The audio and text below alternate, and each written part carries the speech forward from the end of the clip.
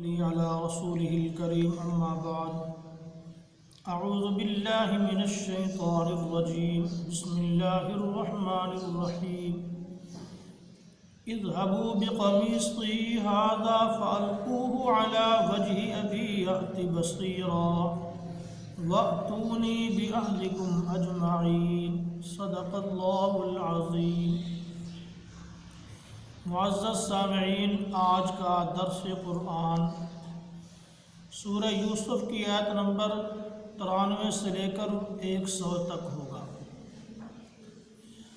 جب تیسری مرتبہ بھائیوں کی حضرت یوسف علیہ السلام سے ملاقات ہوئی تو حضرت یوسف علیہ السلام نے راز فاش کر دیا کہ میں تمہارا یوسف بھائی ہوں، اور اپنا ایک کرتا دیا اور فرمایا کہ یہ کرتا لے جاؤ، میرے باپ کے چہرے پہ ڈال دینا، ان کی بینائی واپس آ جائے گی۔ اور یہ کرتا کوئی عام کپڑوں کی طرح نہیں تھا، بلکہ جب حضرت ابراہیم علیہ السلام کو نمرود کی آگ میں برہنہ کر کے ڈالا گیا تو اس وقت اللہ نے یہ لباس جنت سے حضرت ابراہیم علیہ السلام کے لیے بھیجا تھا۔ حضرت جبرائیل کو فرمایا کہ یہ جنت سے لباس لے جاؤ اور حضرت ابراہیم علیہ السلام کو پہنا دو۔ یہ لباس ان کے پاس محفوظ رہا۔ پھر ان سے حضرت اسحاق علیہ السلام کے پاس آیا، حضرت اسحاق سے حضرت یعقوب علیہ السلام کے پاس آیا تو حضرت یعقوب علیہ السلام نے اس کرتے کو متبرک چیز سمجھ کر ایک نلکی کے اندر بند کیا اور بطور تعویذ کے حضرت یوسف علیہ السلام کے گلے میں ڈال دیا۔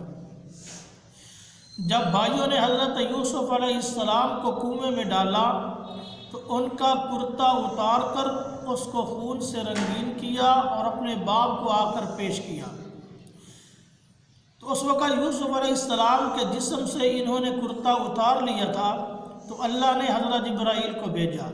حضرت جبرائیل تشریف لائے اور ان کے گلے سے وہ نلکی نکالی، اس میں سے وہ کرتا نکالا اور حضرت یوسف علیہ السلام کو پہنا دیا۔ تو یہ جنت سے لباس آیا تھا۔ حضرت یوسف علیہ السلام نے فرمایا یہ کرتا لے جاؤ، میرے باپ کے چہرے پہ ڈال دینا، ان کی بینائی لوٹ آئے گی۔ وَأْتُونِي بِأَهْلِكُمْ أَجْمَعِينَ، اور فرمایا کہ تمام گھر والوں کو لے کر کے میرے پاس آؤ۔ وَلَمَّا فَصَلَتِ الْعِيرُ، اب بھائی وہ کرتا لے کر مصر سے روانہ ہوئے، ابھی مصر سے نکلے ہیں کہ اللہ نے حضرت یوسف علیہ السلام کے کرتا کی خوشبو حضرت یعقوب علیہ السلام کے دماغ تک پہنچا دی۔ حضرت یعقوب علیہ السلام نے اپنے پاس بیٹھنے والوں کو کہا انی لأجد ریح یوسف لولا ان تفندون، کہ آج مجھے یوسف کی خوشبو محسوس ہو رہی ہے اگر تم مجھے بہکا ہوا نہ کہو۔ تو پاس بیٹھنے والوں نے کہا کہ اللہ کی قسم آپ تو اسی پرانی غلطی میں ہیں، اتنا لمبا عرصہ گزرنے کے باوجود آج بھی آپ کو خیال آتا ہے کہ میرا یوسف زندہ ہے اور وہ مجھ سے ملے گا۔ انہوں نے تسلیم نہ کیا۔ جب وہ کرتا لے کر کے کنعان میں پہنچے، وہ کرتا ان کے بڑے بھائی کے پاس تھا۔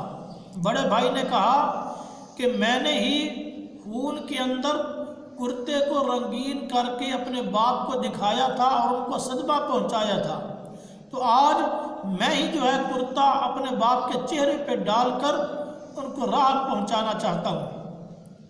تو بڑا بھائی کرتا لے کر کے آیا، حضرت یعقوب علیہ السلام کے چہرے پہ ڈالا تو فوراً اللہ نے ان کو بینائی واپس کر دی۔ تو حضرت یعقوب علیہ السلام نے فرمایا لوگوں، میں نے تمہیں کہا نہیں تھا کہ میں اللہ کی طرف سے وہ جانتا ہوں تو جو تم نہیں جانتے۔ تو اب بھائی مجبور ہوئے اور اپنے باپ حضرت یعقوب علیہ السلام کو کہنے لگے کہ اے ہمارے باپ، ہم ہی گناہگار تھے، ہم سے غلطی ہوئی، تو اللہ رب العزت سے ہمارے گناہوں کی معافی طلب کیجیے۔ حضرت یعقوب علیہ السلام نے فرمایا قال سوف استغفر لکم ربی، کہ میں عن قریب تمہارے لیے اپنے رب سے تمہارے گناہوں کی معافی کو طلب کروں گا۔ حضرت یعقوب علیہ السلام نے وعدہ فرمایا، فوراً ان کے گناہوں کی معافی طلب نہیں کی۔ اس کی وجہ یہ تھی کہ حضرت یعقوب علیہ السلام چاہتے تھے کہ جب رات کا آخری حصہ ہوگا جو تہجد کا وقت ہوتا ہے تو وہ مقبولیت کا وقت ہوتا ہے، تو میں اس مقبولیت کی گھڑی میں اپنے بیٹوں کے لیے اللہ سے ان کے گناہوں کی معافی مانگوں گا۔ انہ هو الغفور الرحیم، بے شک وہ بخشنے والی اور رحم کرنے والی ذات ہے۔ فلما دخلوا علی یوسف آوی الیہ ابویہ، اس دفعہ حضرت یوسف علیہ السلام نے اپنے بھائیوں کو 200 اونٹوں پر لدا ہوا سامان، جس میں کچھ کپڑے بھی تھے اور دیگر کچھ ضروریات کا سامان تھا، اپنے خاندان کے لیے بھیجا تاکہ میرا خاندان صحیح عمدہ تیاری کر کے میرے پاس آ سکے۔ حضرت یعقوب علیہ السلام کے خاندان نے تیاری کی۔ ایک روایت کے مطابق یہ قافلہ 72 افراد پر مشتمل تھا، اور دوسری روایت کے مطابق یہ قافلہ 93 افراد پر مشتمل تھا، جس میں مرد بھی تھے عورتیں بھی تھیں۔ یہ قافلہ کنعان سے چلا اور مصر کی طرف روانہ ہوا۔ جب مصر کے قریب پہنچا تو حضرت یوسف علیہ السلام اور ان کے دیگر لوگ استقبال کرنے کے لیے مصر سے باہر نکلے، اور 4000 سپاہیوں نے حضرت یوسف علیہ السلام کے خاندان کو سلامی دی۔ حضرت یوسف علیہ السلام ملے، آوی الیہ ابویہ وقال ادخلوا مصر ان شاء اللہ آمنین، اپنے والدین کو اپنے پاس جگہ دی اور کہا کہ تم مصر کے اندر بغیر کسی خوف اور خطرہ کے داخل ہو جاؤ۔ وَرَفَعَ أَبَوَيْهِ عَلَى الْعَرْشِ وَخَرُّوا لَهُ سُجَّدًا، حضرت یوسف علیہ السلام نے اپنے والدین کو تخت شاہی پر بٹھایا۔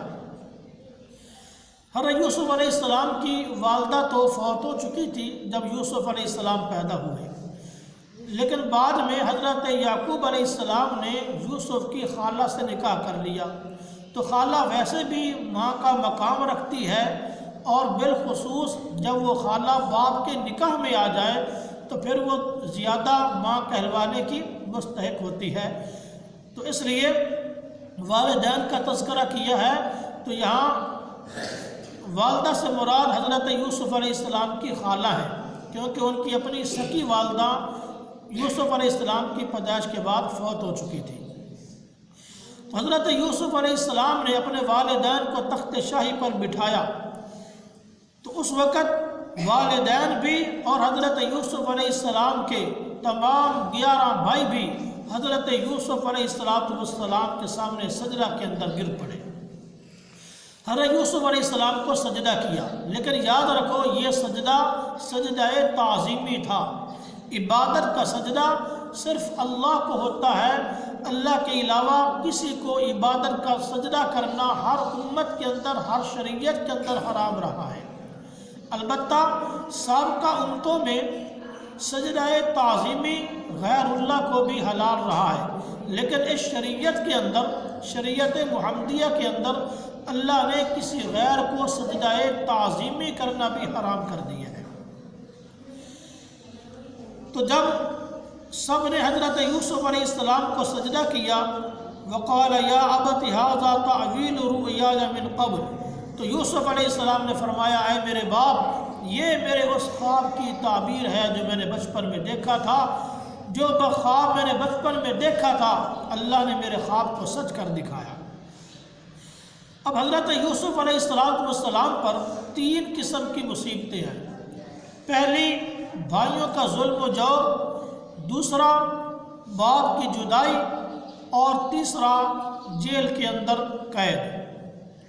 حضرت یوسف علیہ السلام نے ان 3 چیزوں کو بڑے ہی مختصر انداز میں پیش کیا ہے، اور اپنی مصیبت کا اظہار نہیں کیا، بلکہ مصیبت ملنے کے بعد جو اللہ کی طرف سے انعام ملا ہے یوسف علیہ السلام نے اس انعام کا تذکرہ کیا۔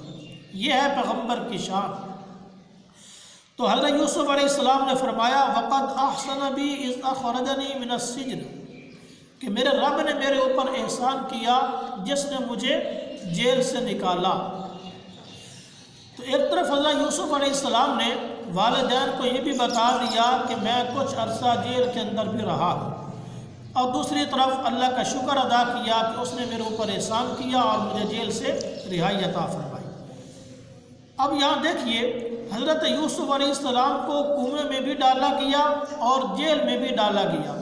تو یوسف علیہ السلام نے جیل سے نکلنے کا تذکرہ کیا ہے، کنویں میں ڈالے جانے اور کنویں سے نکلنے کا تذکرہ نہیں کیا، اس لیے کہ حضرت یوسف علیہ السلام نے گوارا نہ کیا کہ اگر میں اپنے والدین کے سامنے کنویں میں ڈالے جانے اور کنویں سے نکلنے کا تذکرہ کرتا ہوں تو میرے بھائی پاس بیٹھے ہیں، وہ شرمندہ ہوں گے، ان کا سر شرمندگی سے جھک جائے گا، اس لیے یوسف علیہ السلام نے کنویں کا تذکرہ ہی نہیں کیا۔ یہ پیغمبر کے کریمانہ اخلاق ہوتے ہیں۔ اور فرمایا وَجَاءَ بِكُم مِّنَ الْبَدْوِ، دوسری چیز کا تذکرہ کیا کہ اے ہمارے باپ، میرے اور آپ کے درمیان 40 سال کا عرصہ جدائی رہی ہے، لیکن اللہ نے 40 سال کے بعد آپ کی مجھ سے ملاقات کروا دی ہے اور اللہ نے آپ کو گاؤں سے مصر کے اندر پہنچا دیا ہے۔ مِن بَعْدِ أَن نَزَغَ الشَّيْطَانُ بَيْنِي وَبَيْنَ إِخْوَتِي، بعد اس کے کہ شیطان میرے اور میرے بھائیوں کے درمیان فساد ڈلوا چکا تھا۔ تو دیکھیے یوسف علیہ السلام نے اشارہ فرمایا کہ میرے بھائیوں کا قصور نہیں تھا، میرے بھائی ایسا نہیں چاہتے تھے، لیکن شیطان نے میرے بھائیوں کو اکسایا اور انہوں نے میرے ساتھ ایسا کیا، ورنہ میرا بھائی ایسا نہیں چاہتے تھے۔ تو حضرت یوسف علیہ السلام نے اس معاملہ کی نسبت شیطان کی طرف کر دی، بھائیوں کی طرف کی ہی نہیں ہے۔ ان ربی لطیف لما یشاء، میرا رب جو چاہتا ہے تدبیر سے کرتا ہے، اس کے ہر معاملہ کے اندر، ہر کام کے اندر حکمت ہوتی ہے۔ انہ هو العلیم الحکیم، بے شک وہ جاننے والا حکمتوں والا ہے۔ اللہ رب العزت عمل کی توفیق نصیب فرمائے۔ وما علینا الا البلاغ۔